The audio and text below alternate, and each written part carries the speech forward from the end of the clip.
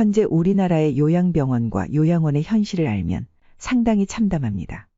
그곳은 사실상 회복 가능성이 없는 고령이나 중증 질환자들이 마지막으로 거쳐가는 수용소와 같은 곳입니다.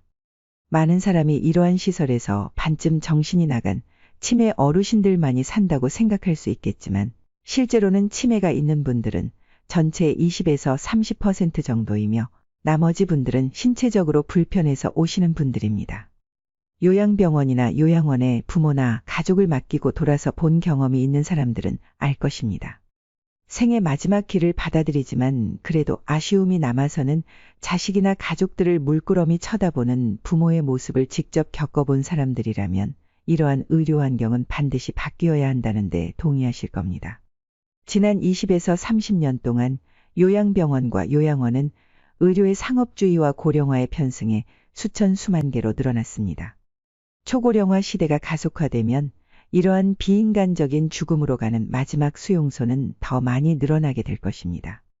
전문가들은 머지않아 한 해에 50만 명 이상이 사망하게 되는 시대가 올 것이라고 예상합니다.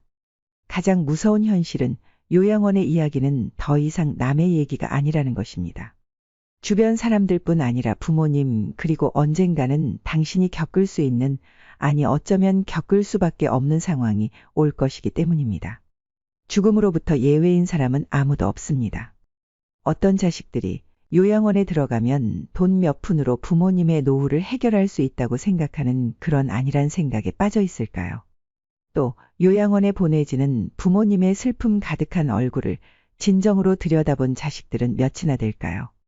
자식들의 무심함 앞에서 부모님들은 슬픔을 감추려 애쓰고 굳어가는 얼굴에 미소를 띠며 걱정하지 말고 잘 살아라는 한마디를 하는데 그 말이 자식들의 가슴에 진정으로 와닿았을까요?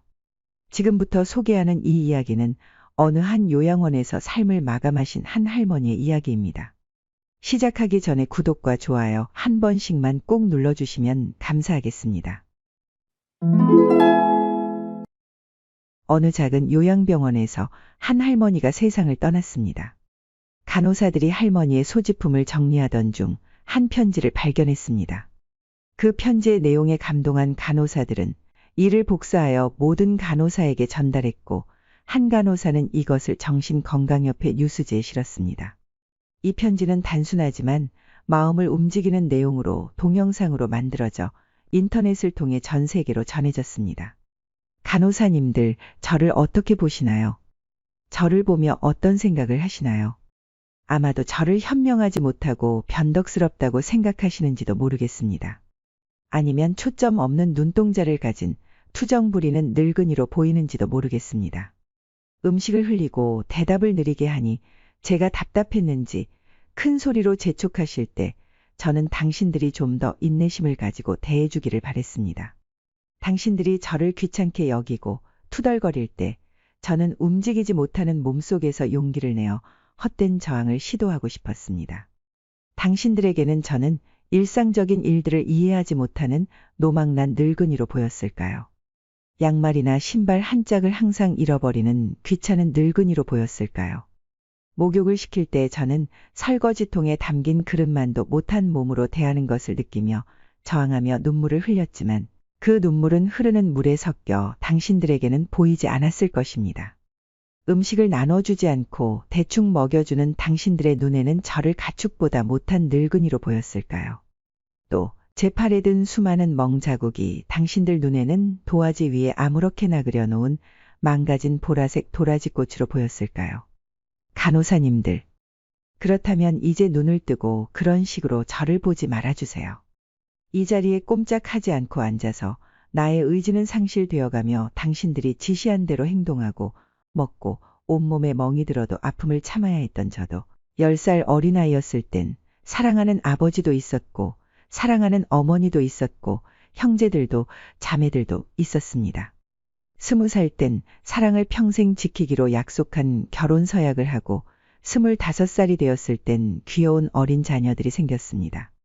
40살이 되었을 땐 어리기만 했던 아들, 딸들이 독립해서 집을 떠나게 되었지만 남편은 제 곁에 있어 슬프지 않았습니다. 50살이 되었을 땐 제 자식들은 직장에서 일을 하고 손주를 제 무릎에 안겨주며 그때야 비로소 인생의 맛을 알게 되었습니다. 그러다 문득 나와 함께 동고동락했던 사람이 세상을 떠나게 되는 어두운 시기가 찾아왔습니다. 그로 인해 앞으로의 삶을 상상하니 두려움에 몸이 부르르 떨렸습니다.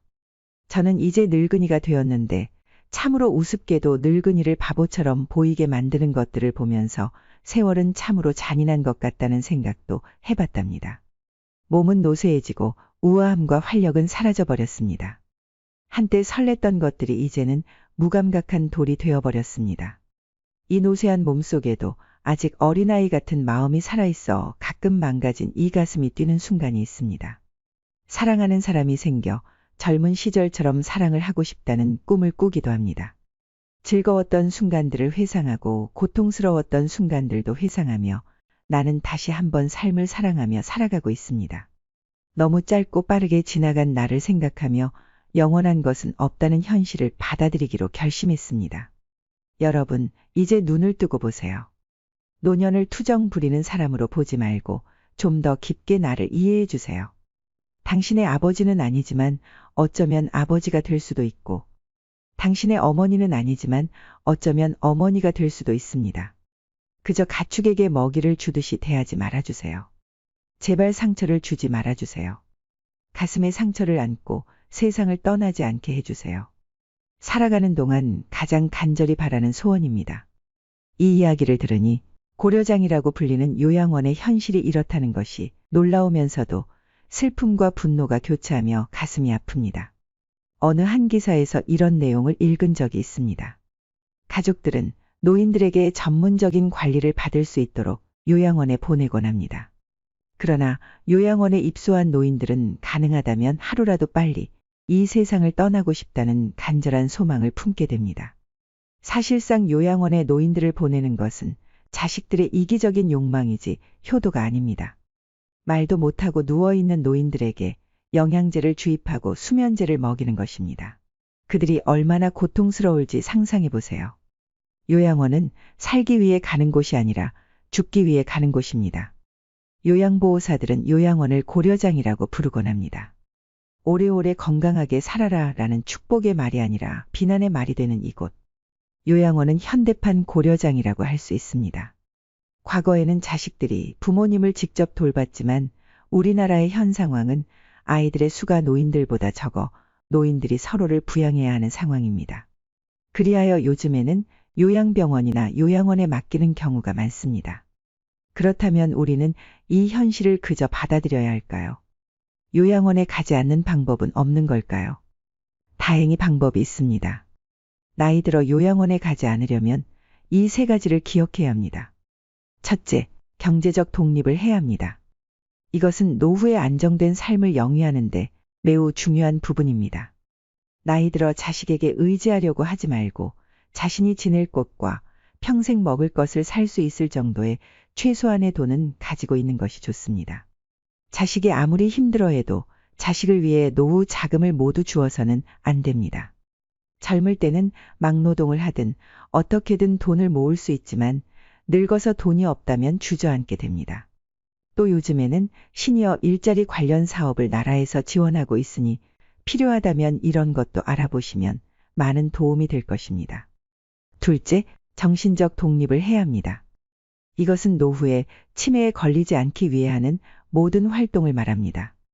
기억의 흐름이 완전히 끊어지면 그것은 살아있음에도 불구하고 죽음과 다름없습니다. 자유롭게 움직이지 못하는 상황은 나뿐만 아니라 주변의 모든 사람에게 말로 표현할 수 없는 고통을 가져옵니다.